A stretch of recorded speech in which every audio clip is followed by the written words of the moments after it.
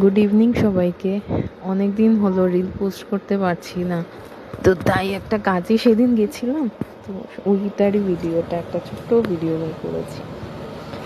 এখানে যাওয়ার পথে মন্দিরে থেমেছিলাম, আর তারপর তো রাস্তা দিয়ে যখন যাচ্ছিলাম এই জায়গাটা সবসময় তো ফ্ল্যাটেই ডোবানো থাকে। দেখি এবার ফ্ল্যাটে কি হয়। এবার কাজ দেখে তো ভালোই লাগলো, দেখা যাক সময়ের সাথে।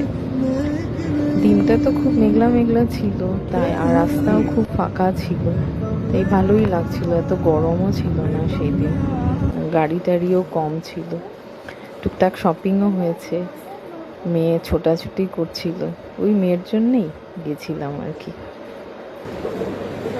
যা যা দেখি সবই তো পছন্দ হয়ে যায়, তারপরেও নিজেদের জন্য একটু একটু দেখি এটার ফাঁকে ফাঁকে।